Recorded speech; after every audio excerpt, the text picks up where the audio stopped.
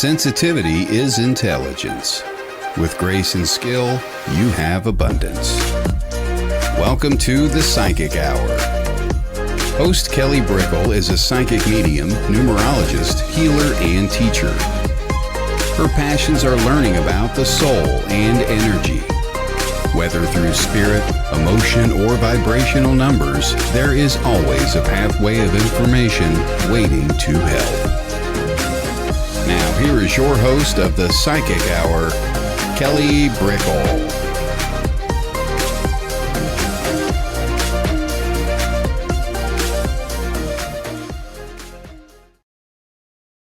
Hello, everybody, and welcome to the Psychic Hour on Sacred Spiral Network. Hello. It's great to see everybody.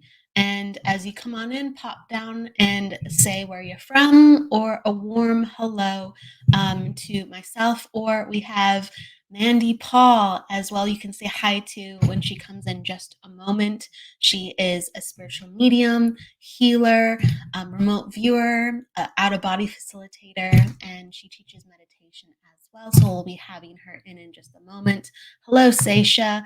Hello, everybody. Hello.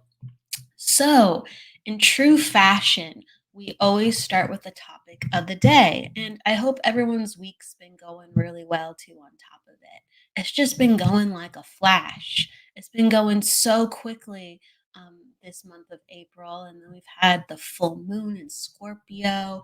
So the energies have been really high and intense. And so it's brought out unique energies within everybody. So I always like to acknowledge the energies.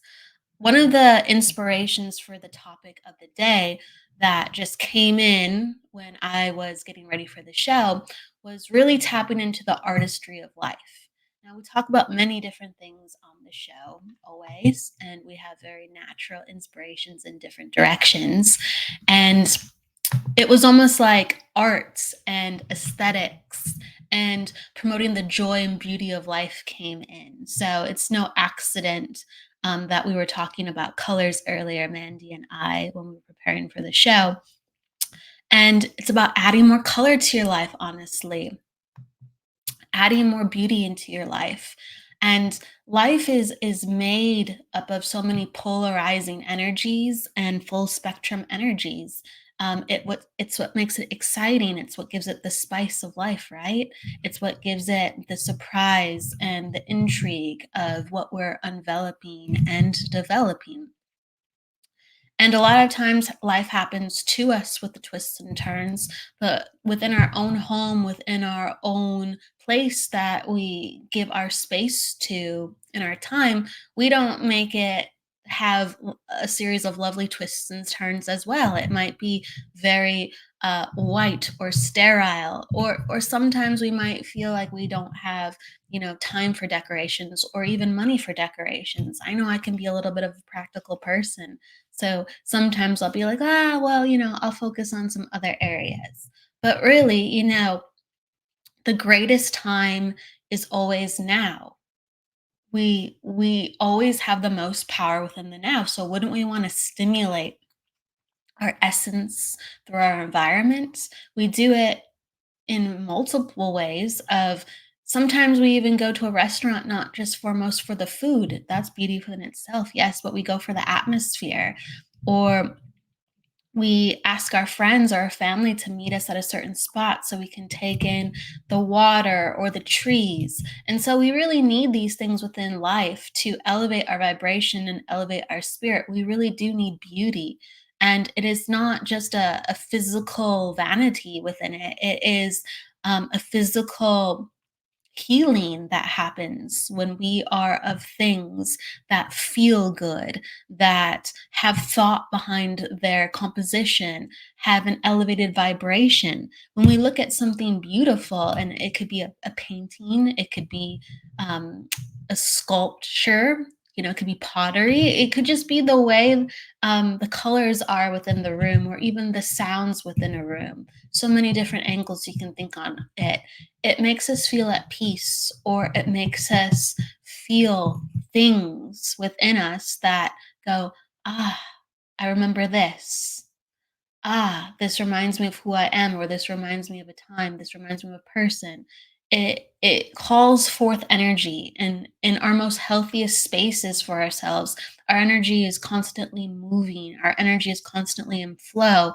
And so to be supported by what we put around ourselves and what we co-create, we're constantly flourishing, and we're constantly allowing ourselves to have really open, nice, and supportive energy.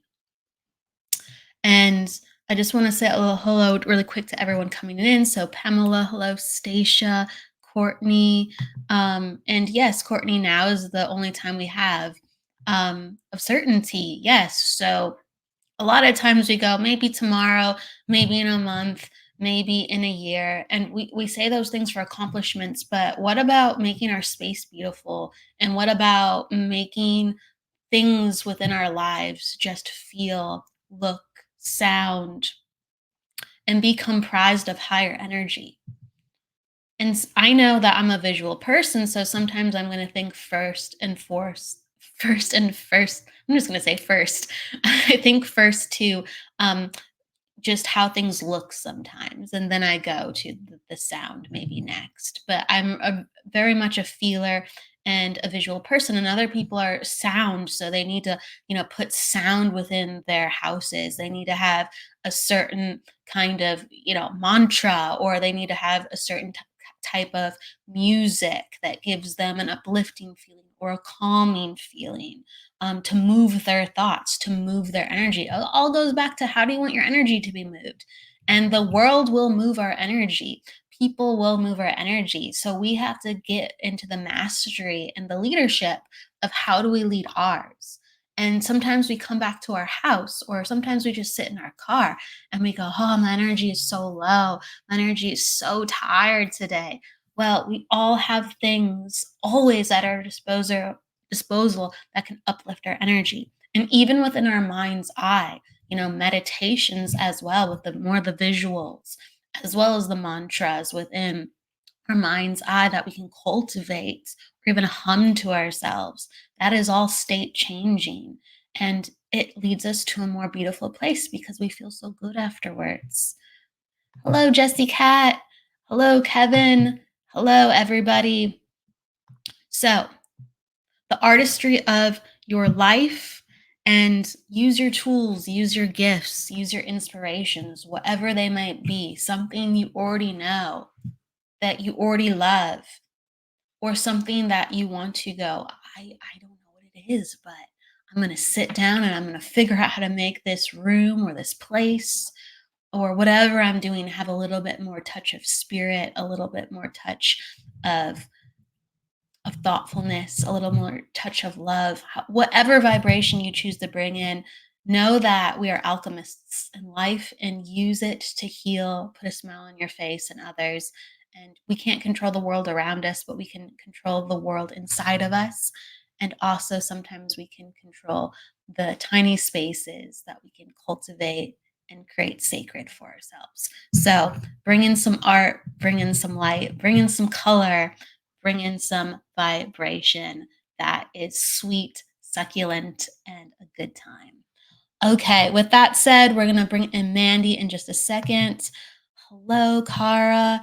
Hello. I love Courtney's comments. A touch of your own spirit in your world. Absolutely. Absolutely. Music, singing, and dancing. Yes, yes. Move your body. It's not just about even thoughts or creations, about how you move your body. I love it. Yes. Hello, hello. So let's bring in Mandy and let's give her a warm welcome. Hello, Mandy. Hello. Hey, hey. Hey. How are you today? I'm lovely, but what a wonderful exploration that you did there. Absolutely amazing. I was listening really intently and I felt really energy going through my body as you spoke. It was wonderful. I try to bring enthusiasm. I Yes, really do. It fabulous. all comes in for a reason. I want Yes. to make sure enthusiastically as well to introduce you, for people who either know already about you or learning about you for the first time. Okay. That said, I want to tell everyone that Mandy Paul is a spiritual medium, healer, out-of-body experience facilitator, remote viewer, and teacher of meditation. She is located in Ripple Valley, Lancashire, England, and aims to use her capabilities to enhance other people's lives. Mandy's passion is to carry her sitters' consciousness with hers so that she can effectively communicate with their family, friends, and ancestors on another frequency. Mandy's connection and channel to spirit consciousness is clear and concise. Her development of Buddhist Tibetan mantra and meditation practices has allowed her to organize her thoughts and to tap into her flow within her work. Through dedication, time, energy, and discipline in her everyday practice, Mandy has also facilitated the ability to find people, animals, and objects anywhere in the world with her remote viewing abilities. Thank you for joining us today, Mandy. Thank you for inviting me, Kelly. Yeah, there's so many lovely accomplishments that you have done within your life. I mean, I'm learning more about it. I was saying backstage, you're a Renaissance woman because you have so many talents even beyond what you do within your spiritual work. But have you always been a woman of like, just, I'm going to try this, I'm going to try that, I'm going this direction, just you're led by spirit, you hop into opportunities, you try it all. How do you do so much? Well, the interesting thing is, I'm one of 6 children. I was the youngest of 6 children. So obviously a lot of my siblings have done various things in their time. But my father was my inspiration, to be honest, because he traveled the world because he was in the military. Hello, Courtney. Hope you are okay. And he basically said to me, always take every opportunity from a very early age. You know, he said, opportunity shapes you. Okay. So he said, the more you actually do even the things that you don't want to do, sometimes make it better for you when you do something that you do enjoy. Okay. So I've done various things, and I'm a real keen person for knowledge, for understanding. And obviously, as my parents had me later in life, obviously they were in the 40s, so obviously it was quite old for people to have children then. But he had so much knowledge because he traveled the world and he used to tell all his stories, and it was so fascinating, the world, even though at that time it seemed so huge. Do you know what I mean? Because we used to have telephone boxes, we didn't have Wi-Fi, we had none of that. So it is inspiration for me to try every opportunity, even though I might not have liked it for a short time. Then I might have got to like it or not, but at least I gave it a go. That explains that you were encouraged. So when did you start getting into the world of spirituality? Was it when you were young, or was it? It was when I was 3, actually. I was 3 years of age. I was in a supermarket with my mum. She was buying some goods, and I must have just wandered away a little bit away from her. And it was colourful in this supermarket, but then all of a sudden it went black and white. And this lady was stood outside me. She said, "I'm your grandma." And I thought, I don't have a grandma. That's my mum. You know, I just couldn't comprehend why she was saying that to me. But because I accepted that, it really escalated from that point. You know, I saw stuff when I was 6, when I was 9. My grandmother had a stroke, so she couldn't speak to me, but I could understand everything she was saying to me at 9 years of age. I knew how many sugars she had in her tea, what she wanted to eat, even though she couldn't speak. And my dad said, "How do you know?" I said, "I can hear it." It was just a natural thing them days. You know, it was just one of those. But later on in life, I found out that my grandmother was actually a physical medium. And it were a good 30, 40 years later 30 years later that I found out that she was. But that was then, from that time, from her passing, it obviously escalated, because obviously I felt like I was channeling her. And, you know, as I got older, more and more, but it got to a point when I was like in my teens, obviously you're going through puberty and you're going through that emotional change. Not saying it was scary, it was intriguing the same, but it felt more real, if you will. And I didn't tell anybody, because you could just couldn't tell anybody when you was young, because you just didn't. It was just sacred for you, yeah. And this one time, I'm looking in the mirror, and my grandfather is looking back at me.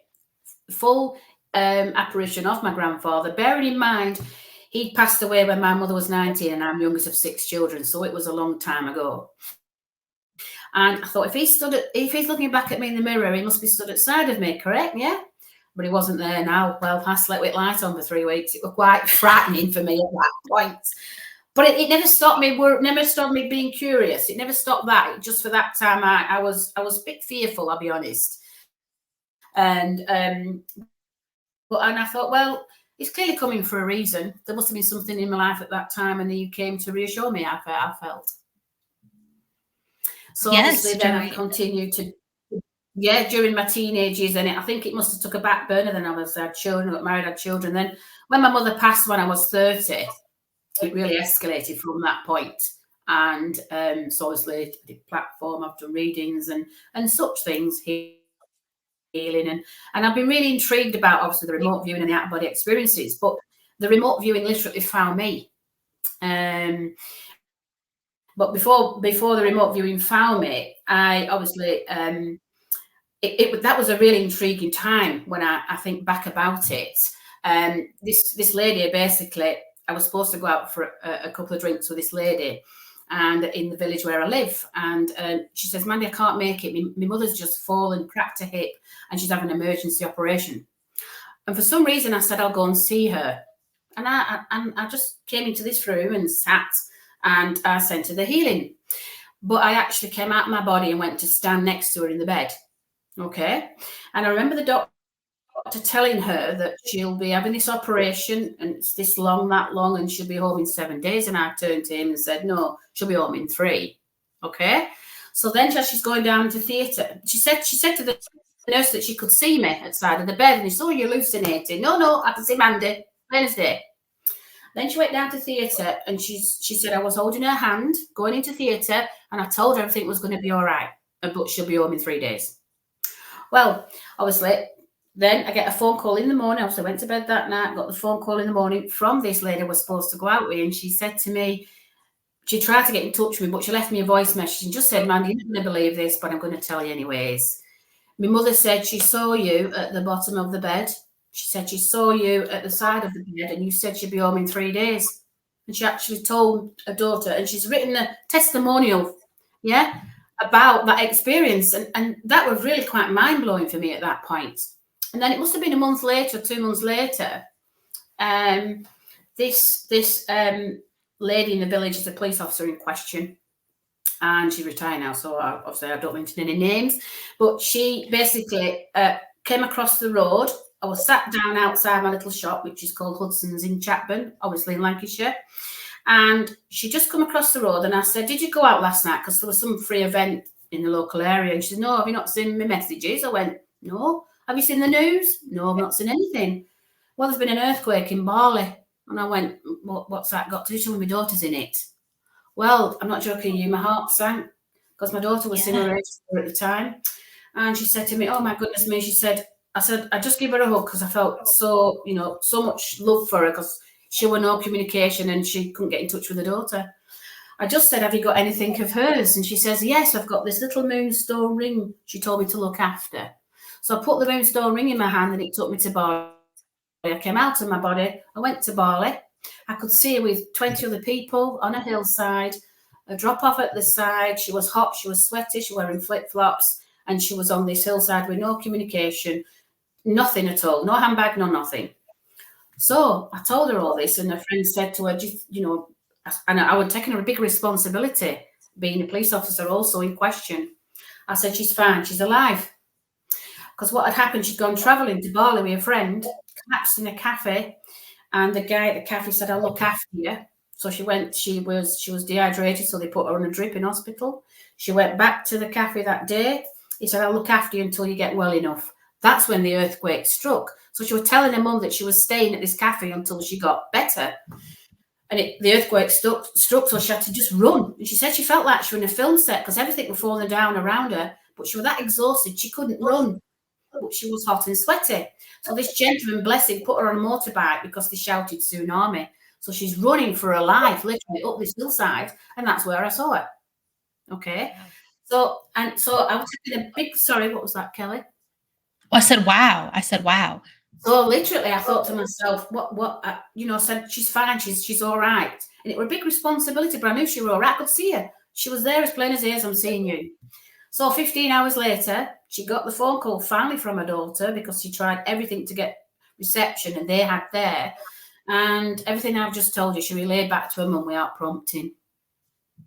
And she was dumbfounded, and so was I. Saying that, I had found animals in the past, dogs and such, but this was the first person that I'd found. And so it went into a magazine called The Psychic News, because a local medium said to me, it needs to go into this, so let people know your capabilities. So it went into a magazine, and basically the rest is history. So I got the opportunity. I sent it to a few friends in America and said, that's remote viewing. And I went, what's remote viewing? And so I got the opportunity to work with a guy called Joe McGonigal, if anybody knows him. He's the #1 remote viewer on the planet, and he does workshops at the Monroe Institute in Virginia. So I offered to go and work with him for a full week. But trust me, it took me 3 months to work out what I'd done when I'd been there for 6-7 days. It was so intense, and the training was amazing. But I already had the ability, but it was just to enhance what I already had. So since then, I found other people, I found dogs, found objects, shoes, keys, all that kind of scenario. So it's been really quite a roller coaster. But I do feel that this has really enhanced the ability to, which is Buddhist mantra. So with mantra and meditation, how were you introduced to that? Because it enhances everything, you know, the focus that you give your mind and going in deeper with the energy and experiencing it. But what led you to understanding that was another tool you could have? The other two with that mantra actually stumbled across me again. There's a local healing centre that I know. It's another thing. Another opportunity came along where I were invited to go and do some half moon, full moon meditations at a local healing centre, which I did for several months. And then this particular day, I turned up with my friend. We both turned up on a Wednesday. And for some reason, we'd gone on the wrong day. It were a Thursday with the full moon that particular week. And we'd gone on the Wednesday, and we looked at each other and I thought, why is that? Then it turned out there were a mantra class. So obviously we joined the mantra class. So for 10 years, we went to do mantra. And it was an amazing 10 years every week for 10 years. It were amazing. We had such a wonderful time. We had a bunch of ladies, and it was just lovely. Since then, the other lady's actually opened her own centre, and she does it at her own centre. But I went out to teach it to various spiritual churches and to spiritual organisations to explain that mantra literally is a discipline of the mind. So it helps you to connect with spirit consciousness. It helps with your psychic abilities, and it basically opens you up because you're disciplining your consciousness, if you will. So it's like a filing cabinet. You file in all the experiences that you've actually had throughout your life, which helps you in your mediumship, helps with your psychic ability, and helps with you generally on a day-to-day basis. Absolutely, absolutely. So did you start with sounds and as a group, or would you sit in quiet and say these mantras to yourself? How did you use the mantras? Well, in the classes that we actually did, we all got the opportunity to choose a particular mantra that we thought was for us at that time. So you got a number, you picked a number, and that number represented you for that particular moment in time and space. And you'd read what that actually mantra, oh yeah, I can relate to that. It might be for spiritual growth, it might be for love, it might be for healing, and so forth. So they're all different meanings for different mantras. And it was the precise one that you actually needed at that time. You might have been feeling emotional, so you got an emotional love one. Or there you got something, you know, your leg, you got a healing one. You know, and it was really interesting how the universe, like, you know, decided that number was going to be for you. So we'd all sit in a group and we'd all get the opportunity to do this mantra. Bearing in mind we had an hour. So a mantra is usually 108 times, which is 108 beads on all mala beads, okay? So sometimes we do either 54, 27, or 13 mantras, depending on how many mantras we were able to get out in that group, depending on how many people are in the group as well. So we'd obviously start with the chanting, and at first we'd read what the words are, and then, you know, we'd resonate with that sense of feeling of what we needed at that point. So the energy was gathering in the center. Obviously, with all the sound, it was going around, but it starts off with the energy in the center, and each and every one of us was receiving that together. Okay, so we built up like a ball of energy, if you will, in the center of the circle, which then encompasses everybody that was in the room. So then we did, obviously, depending upon the chant, will depend upon the tempo. Yeah. I mean, there's one that I love doing, which means I am divine love. Okay. And the divine love is not just for yourself, but it's all for everybody that's within your group. And then it's sent around the world. Okay. So I'm just going to, if anybody wants to join, they can. If you want to join Kelly, it's also, you don't have to if you don't want. It's only 4 syllables. Okay. It's 4 syllables and it's 2 words. Okay. So I'll just do a deep breath first of all. If anybody wants to try it, they can join me. Okay, so it's just take a deep breath first of all. Okay, and it goes like this. Aham prema. Aham prema. Aham prema. Aham prema. Aham prema. Aham prema. So what happens is with that is going through the vibration throughout your body, all through your chakras, eliminating what you don't need within that, but also bringing the love to you. But you've also given it to the other people that's in the room. It can make you feel emotional. It can make you feel excited. And all the emotions you actually have all come to the surface. Okay. I mean, I only did it 4 or 5 times, obviously, because we've got a time limit. But by doing that on a daily basis, it allows you to unblock all the blockages within your chakras. Okay. So if you're feeling emotional in your heart or somebody's passed away, that will help with that emotion. Okay. Or if you're feeling excited about a new job, it'll help with the anxiety of knowing you're going to start tomorrow. You know, and it helps you bring you back to this time and space that's the now. Okay, so it doesn't allow the ego to step in, that steps back. Okay, but by doing that, which is just 4 syllables and 2 words, it brings you to now. You can't think of anything else while you're doing it. You're just focusing on what you're doing.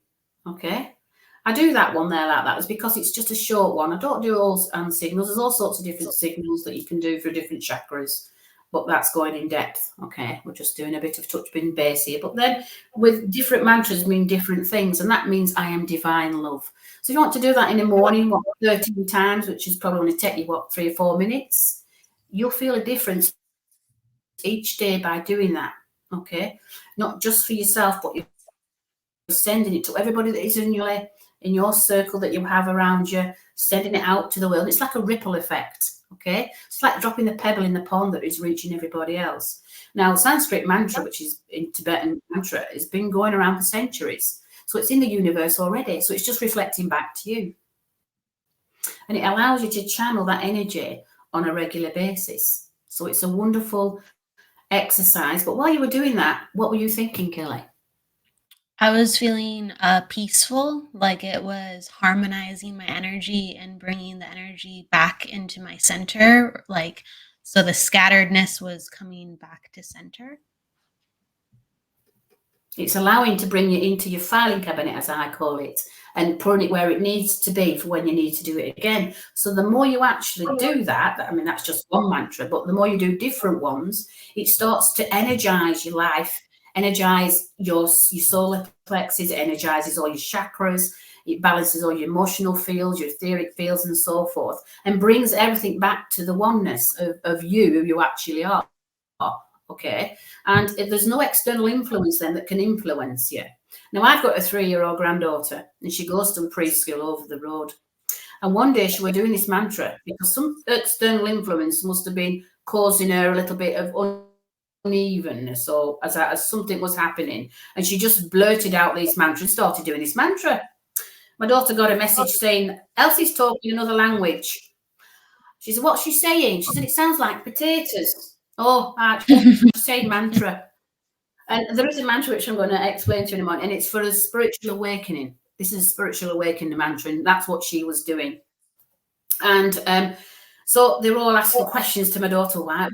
My mum does mantra and Buddhist mantra and blah, blah. So they were really intrigued about this. For a 3-year-old child to sit there and automatically go into a mantra, she clearly needed something to clear something that was in her auric field, in her physical self, or an external influence at the nursery. So if she has that now at 3, she's going to be all right for throughout her life, allowing that to bring her to a center, if you will, the core of herself. Okay, so I'll let you listen to this one. Now this one's more syllables, okay, but it's quite melodic, and obviously it's melodic for a 3-year-old to do. It's lovely to do, and it's basically for spiritual awakening. It entrains your mind to feel more in the now, more in the space, and allows spirit consciousness to come closer. So it's a wonderful mantra to do before you demonstrate, a wonderful mantra to do before you sleep, so you can come out of your body at the night and meet up with whoever. But it's a really good mantra to practice, because you can do it even without speaking it. You can do it in your mind, on a train or a tube or on a bus or a plane. You can still do it within your thoughts, okay, because you're still sending that out as a ripple, okay. So this one, I'm trying to work out how many syllables it is.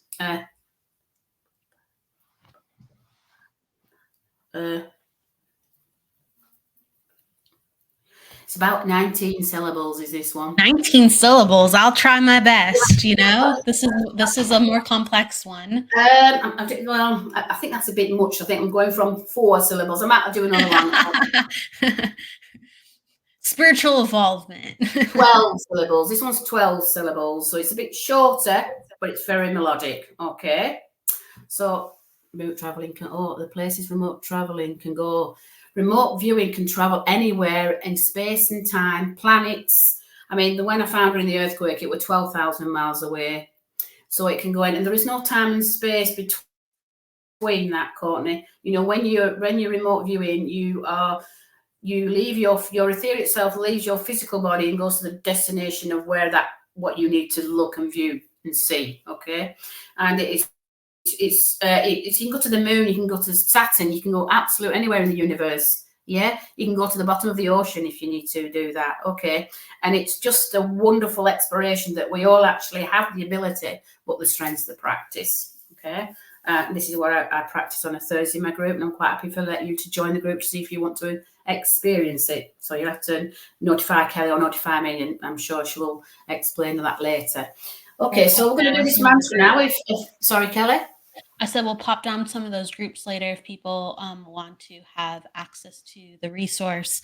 Okay. Yes, but with the mantra, this really helps stretch the mind for that remote. Yeah, this one's a really spiritual. This is really good for a spiritual awakening, for the spiritual mind to be in this space and now. So when you do demonstrate, there is no external influences that's creating. You're not thinking about the shopping. You're not thinking about, I've got to pick my child up. I've got to set them jeans out. I've got to do this and all this at home. So it allows you to eliminate all them thoughts that you don't need at that moment in time. Okay. So we'll do the same thing again. We'll take a deep breath.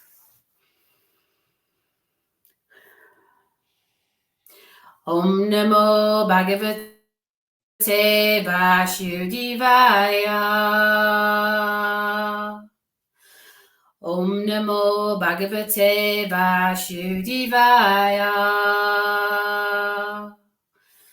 Om Namo Bhagavate Vasudevaya.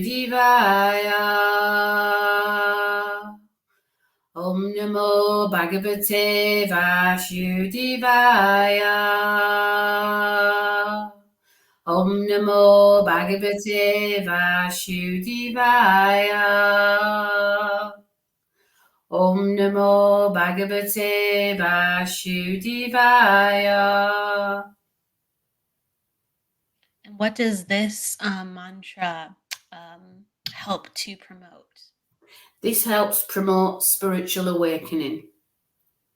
Okay, so it allows your spiritual self to be free of any attachments, like what you have to do tomorrow, what you're supposed to do today, and it eliminates any thoughts and in the now, and allows your spiritual awakening to expand. Okay, so like I was saying, before you demonstrate mediumship or you demonstrate a psychic ability, you have no obstacles in the way. It like clears the channel for you to give that accurate message to you, giving that message to. Okay, and the more you do it, the more you start to notice. Okay, so I always tell people to document it. Okay, write down how they felt afterwards, you know. And there you go, Stacey. It's wonderful. It's a wonderful awakening mantra. But the more you, obviously, we're all working at different frequencies, and it depends on the frequency that you actually are now in your life, okay? And we're all, there's no race to get where we need to be. It's just a journey, okay? So we're all on this journey, and if we can enhance it in any way, this is what we do for others. And like Kelly and myself, that's what we're here to do. So that is a spiritual awakening. It's very good for the mind, very good for the spiritual self. And then it allows you to realize that, you know, there is more to learning and understanding the sound that you are emanating from your own voice. Your own voice is extremely powerful. And when you're in a circle or in a group, I mean, I do it many times on Zooms and such things, that people say, I can feel the energy already, you know, and it's because it's starting to eliminate what you don't need and puts back in what you do. I like to How did you feel that? I felt like movement. It felt like, again, there was more like energy, like breaking up and grounding. That one felt more grounding, like going on a journey, traveling, like movement. Um yeah, so it had a different characteristic. The first one was more like heart centered, and this one felt more like earth centered. Um but that's just how it felt for me. Um Mm.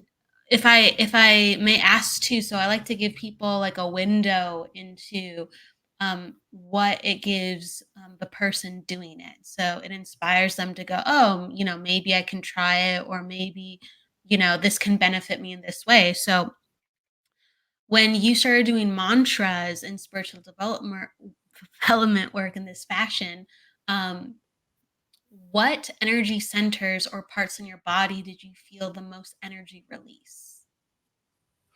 The most energy release was probably the solar plexus. Okay, it started off with the solar plexus and it goes to the throat chakra. Okay, because obviously it's coming up through there and it's coming out through the throat chakra, but it can start at the root. The other thing when you're doing a mantra practice, also it helps you to awaken your kundalini energy. Okay, I don't know if you've heard about the kundalini. Yes, yes, I'm Awakening, familiar. yeah? So it enhances the kundalini awakening because you're having a regular basis of cleansing your chakras, okay? Yeah, 7 chakras, but all of the chakras. There's more than 7. There's hundreds of them. But you become more sensitized to your surroundings, okay? You become more sensitized to giving messages. You become more sensitized to your clairvoyance, your clairaudience, and everything, all the other clairs that are involved. So when you start doing mantra on a regular basis, it cleanses away, and sometimes you can feel lightheaded because you've had lots of blockages that you didn't know you were blocked, okay?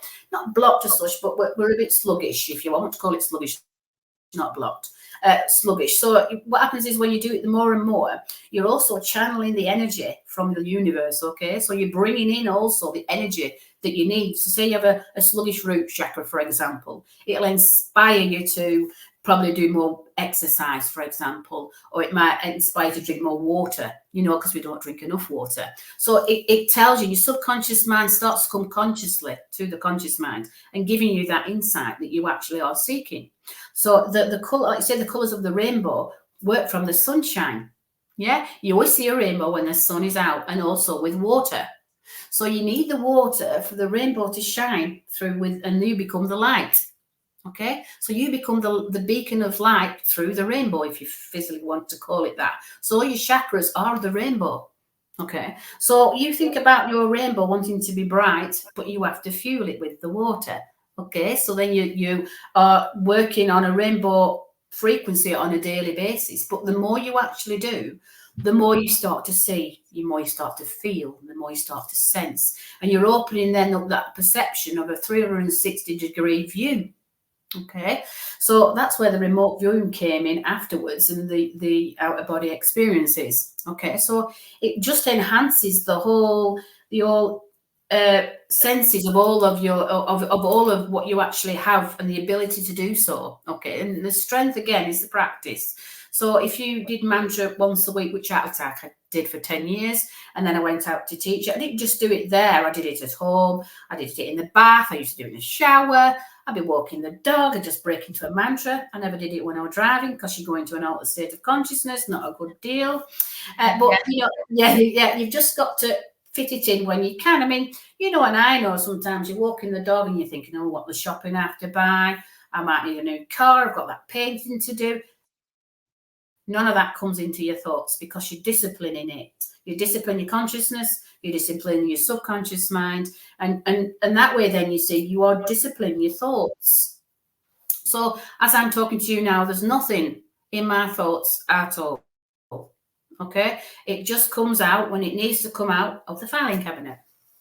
When you were working with mantras and learning about your energy, what happened when your mind wasn't like at peace or calm? How did it affect your mediumship? How did it affect your psychic abilities or other healing practices that you did? What did you find? Well, the interesting thing before I went to do mantra and such things, the meditation was very important. When I started my practice of meditation, which is some 25 years ago, I used to sit in the same place twice a week for 10 minutes. Okay. But I didn't just sit there. I listened to a 10-minute guided meditation. It didn't matter who it was, male, female, or just sound. The Monroe Institute, for example, have a fantastic app called the Expand app, where they have sound on there. So there's not any specific person. Okay, it's just sound and frequency, which are wonderful. And you can just get 10-minute ones. So you got to listen to this particular 10-minute one for 4 weeks, twice a week, 10 minutes, lock the door, no phones, no attachments, nobody ringing you, no disturbances, in a quiet space, okay, for 4 weeks. And then after 4 weeks, for the next 4 weeks, you then listen to a 15-minute meditation, either guided or just sound. And then for the next 4 weeks, which is a 12-week block, if you will, you then listen to nothing and sit there for half an hour. But you must always sit, never lay down. You just fall asleep. So for half an hour, twice a week for the following 4 weeks, and then keep doing that. You can introduce more days if you've got more time, but always in the same place. Yeah. And you can always, if you wanted to listen to a guided one, that's fine. But what had happened then by then, your conscious mind and subconscious mind would have started to be entrained, if you will, to not listen to sound. Okay, so then you're having a reversed effect upon the sound, because you needed the sound initially to stop you listening to the external influences. Okay, so like I said, 4 weeks, twice a week, same space, 10 minutes guided. You can even put earphones on if you feel more comfortable, but it's better if you didn't, because you need to listen to all the other stuff that's in the sound. Okay, so it's the sound that starts to do the healing and the sound that starts to entrain. Okay, so the other factor also is, like you say, for the next four weeks is a bit more time, 15 minutes, yeah, guided again. You can have a listen just it don't have to be the same one. It could just be music that's meditation music, yeah. But the Expand app has that on there, and I'm not promoting it because it's a wonderful app. Because I've been at the Monroe Institute a few times and worked with lots of sound with them there. So that with that. So then, like you say, for the 12 weeks, so by then, you see, you've actually trained your subconscious and conscious mind to be in sync with each other. So then you can then enhance your meditation practice. And if you go on holiday, you don't have to meditate. You still can have a holiday. There's not a problem about that. You don't have to worry about that. Or, if you're having a baby on that day, don't worry about it. It's just one of them. But twice a week in the same place. And if you want to do it once a week, spirit consciousness know that you're going to be sitting for the consciousness for you to learn and to understand and develop yourself. So been doing so. Now I can just sit here now and just meditate, and I can just come out. My body can come on, sit next to you, Kelly. Well, I think where you're sat at your table. You could come into the room. You might. There's a lot of it looks like come into the room. I was going to say, it looks like a very, plain room, but there's actually a lot of really cool objects in here. A lot of really cool objects that, make it. There is a lot of color in there. Even though I can see the color on the wall, there is a lot of color in there. There are a lot of colorful things in here in various forms. Exactly. It's true. Yeah. A lot of shapes and sizes, crystals and stuff, selenite, rhodochrosite. Yeah, a lot of colors in there. A lot of different things I could grab, actually. Bigger than that too.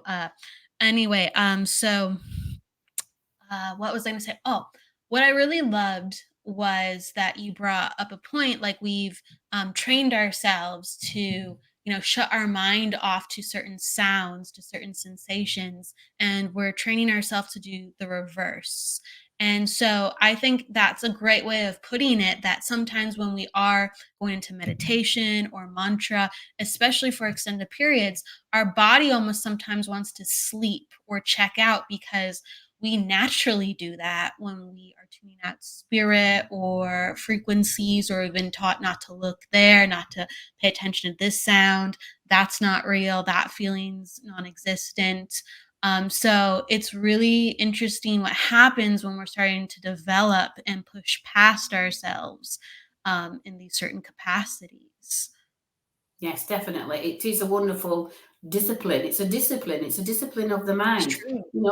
Mantra is a discipline of the mind because you have no choice but to mantra. And you can't let any external influences to interfere. And like I say, with my granddaughter, the same scenario. She didn't allow any external influences to interfere. So there were nothing impinging upon her which would cause her any distress or anything else. So let you sit for that time. And sometimes when you start doing it, you think, what am I doing it for? But you really when you start to do it. Hello Rebecca, how are you? This is a wonderful lady that we're going to do some traveling with. Okay, so the interesting thing also with the meditation practice, when you start to do it on a regular basis, the fundamental thing, hello Debbie, how are you?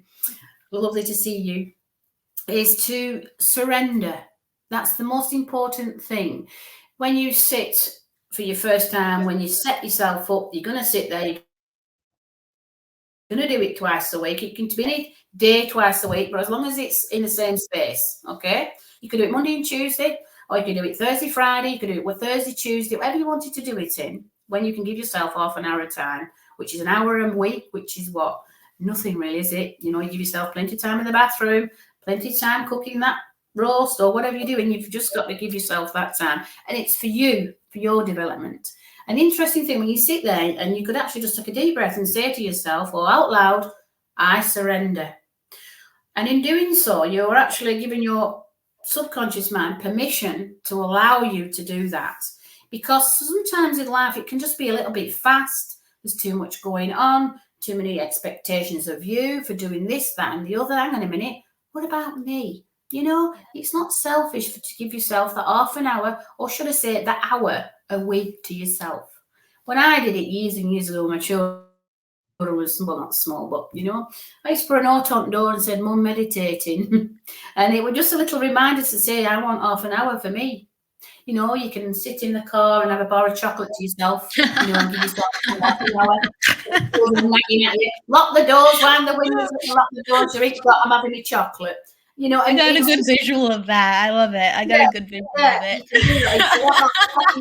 Bathroom to have your coffee in peace. It's just one of those things. So you need that time for just you. So it's not anything to ask from yourself, but it's good for yourself. Yes, self-care, that is the one. You have to give it to yourself. So when you sit down and you know that that's going to be for you to connect to the universe, they also know.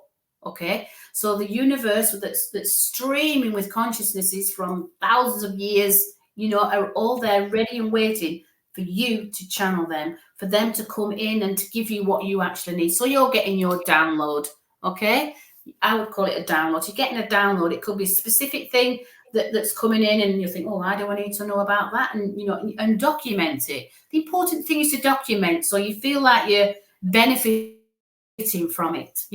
Date it, write down what you felt, how you felt. You could even write down how you felt in the morning. And then things start to get lighter. It gets lighter. Okay, and then there is no urgency. The earth will then, and the people around you will start to slow down. You'll start to notice. You'll start to emanate this energy that's allowing everybody else to slow down as well. And that's what we're here to do. We need to. Yes, I do think like we have to discipline our energy, and so that's talked about a lot, but then we don't really go into why that's so. And I think mantra really takes us to that direction. I mean, I do think it's beautiful when we can say more elongated phrases and get into a trance. I think that in meditation, it's very beautiful what naturally comes up too. I also think, when we say just phrases, we command energy, or we direct energy. Like I know within my spiritual development, and tell me like how you utilize it too, Mandy. Um, with my clairvoyance, I'd go, I can see, and I would just go, I can see, and then I would go look at what I can see, or I can feel, or I know I can hear, and I would open up that energy space for myself that wasn't there because my attention wasn't there, because I didn't train myself prior, or the way that I was raised said, no, you can't see that. But as soon as I go, I can see, all of a sudden I would see things. I can feel, all of a sudden I can feel things. And those were mini mantras I would use a lot to open up my energy and stretch my energy, and further myself. How about yourself? Like, what did you find yourself using even in the little spaces? Well, it was just so natural. I used to like walking in fields and just asking questions. The trees are talking to you. Yes. The grass under your feet is feeling you. The water that's in the river is moving, and you're moving with it as you're walking alongside it. So we're all blending with all the energies that surround us in the first place. And even if you're at home a lot, the walls are blending with you. The energy from the walls from the past person that was there is blending with you.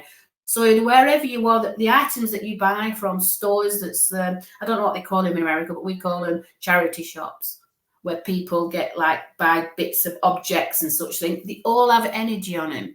So the more objects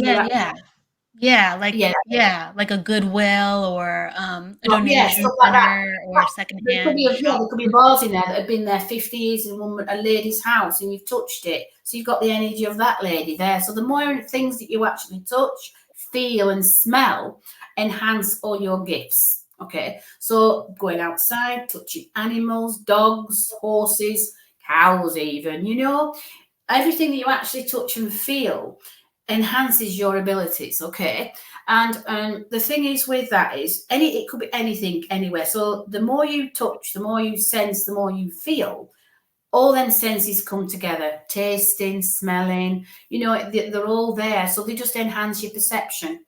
Okay, and it heightens. The more outdoors that you are, traveling, anything, and I used to see all the films, like, for example, on Wizard of Oz, where she meets up with that gypsy who's got a crystal ball and such things, and she's intrigued by that because it gave her something that she didn't know, and she's intrigued by that. So it sends her thoughts off into other directions. So the more you actually allow yourself to touch, the more you allow yourself to feel and sense and know, more signs will start to appear. Yeah. I'm on a journey today with a really good friend of mine who's staying with me from Holland. And we went on this long road, and we were just talking about healing, and then a train passed. What's the chances of that train passing? Which basically said to her that she needs to train in healing. Okay.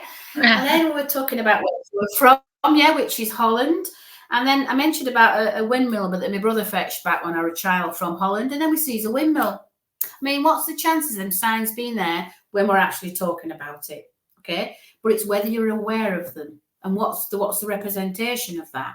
It basically is telling you that you're in the right place. Okay. You're going to that destination, which you went to a Buddhist temple today. So I know I was in the right place. Okay. So you get to know more. Your senses are heightened. And if you didn't feel right, you would feel it in your gut, as they would call it. Yeah.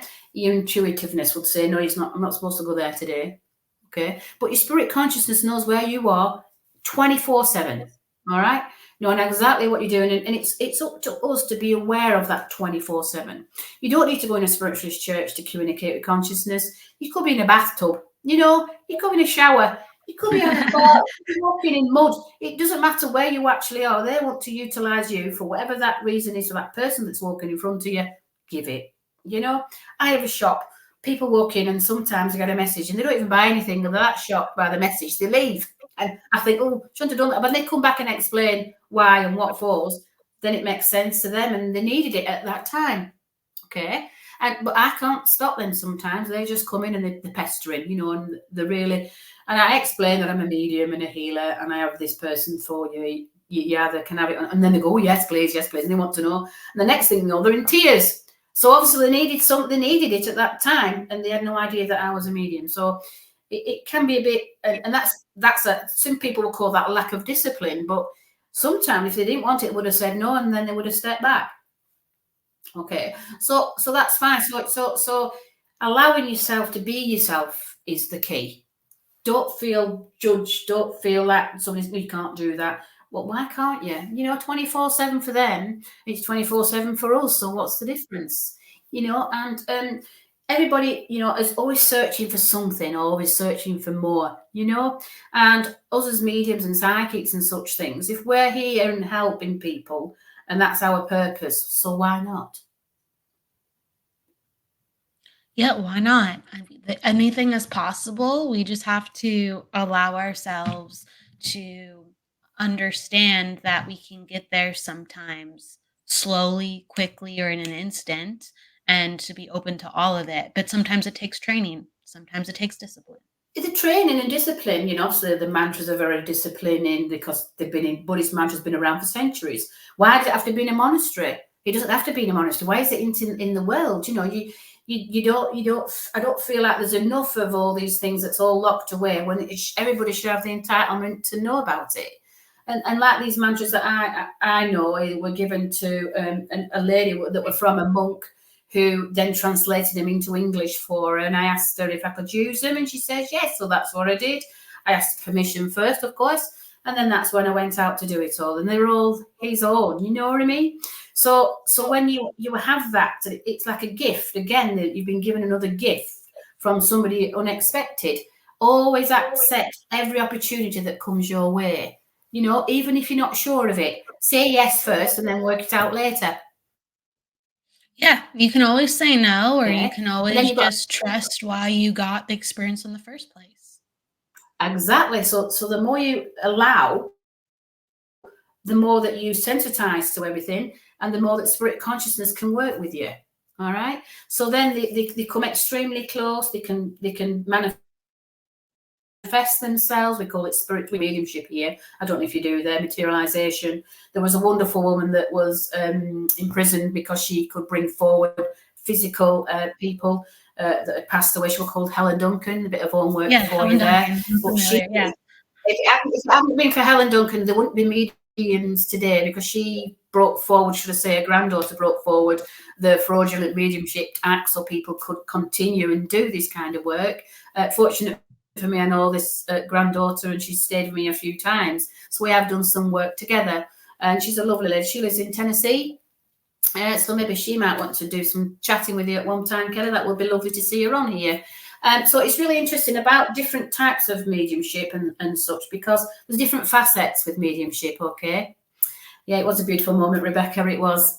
And I felt like I knew this lady as soon as I met her, and that was an interesting thing.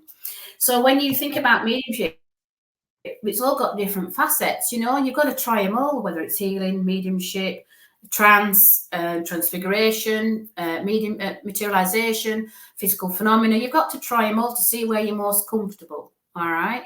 And then you just enhance on that gift. You read about it, you study it, you get to learn about it, and then it just grows in your subconscious mind, and then you can bring it out when it's needed in your conscious mind. Absolutely. It slowly starts to merge together, the oneness in various ways. And it really blows the mind at first when we go, wow, there's a whole part of me was missing. This whole part of me we didn't have access to. And there's all, we're as mediums, as healers, as psychics, we're constantly training because we're finding new parts to integrate. But everyone should have access. You're the diamond. You're finding new facets. So you're trying them all and polishing them all, if you want to call it that. So you've got this diamond in your hand, and you're polishing all the facets, and then you're actually growing the diamond, because then you can choose which one you want to use, okay, and what you're more comfortable with. I believe that, and more facets takes more time, but it makes for a shinier diamond. Of course. It's like the rainbow, like your picture, the rainbow's the same thing. You've got to give it the water. light. Yeah, to the light, yeah. And that's what we're all heading towards in the first place. whether we pass over when we're young, when we're, halfway through, or when we're in our hundreds. It's all about a journey. It's not a race, it's just a journey. It is a journey. A wonderful journey of exploration, of understanding. It's wonderful. For the people who are looking to develop within their journey with remote viewing or healing, you have groups going on Wednesday and on Thursday. Can you share about those groups? Where people can we have a group interested? on Wednesday, which is healing. That's a physical group that's in my home. People that come for healing, and sometimes I do a bit of channeling, depending on what they're needing. So they can come for healing, and it's a wonderful experience. They get spiritual healing. We either give it to each other, or we work on a group. Sometimes we do a bit of mantra, but not all the time. It depending on what is needed at that time. We also, on my Thursday group, which is becoming quite a popular group, got people from all over the world that are coming in. And what that is an out-of-body group. Okay, so we go out of our body to destinations, or sometimes we tap into the consciousness of somebody who's passed over. So it could be like, for example, Elvis Presley. We could tap into Elvis Presley's consciousness, go to Graceland, and we all retrieve the same information. Okay, so everybody in the group all go to the same place. Okay, and we retrieve information back. But what that actually is happening is opening up their senses. Okay, because I carry their consciousness with mine, like I say, with me out of body, to where they want to go and who they want to meet. Now, the people who want to go into this group, I usually give them a one-to-one first of all, because it's very daunting. And it's like going on that roller coaster, that you don't want to go on, but when you've been on it, you want to go on it again, okay?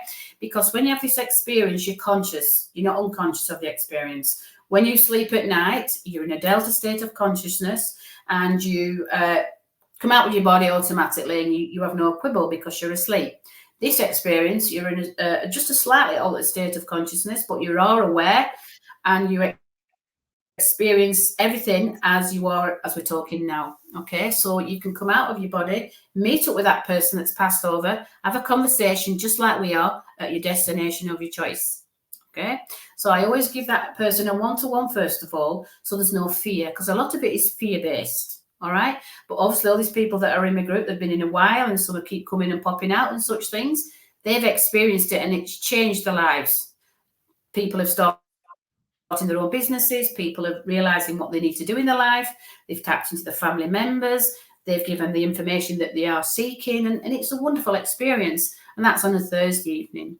I'm working on a 6-week block of mantras on a Monday, Mandy's mantras on a Monday, but that's up and coming. I'll let people know about that when it's about.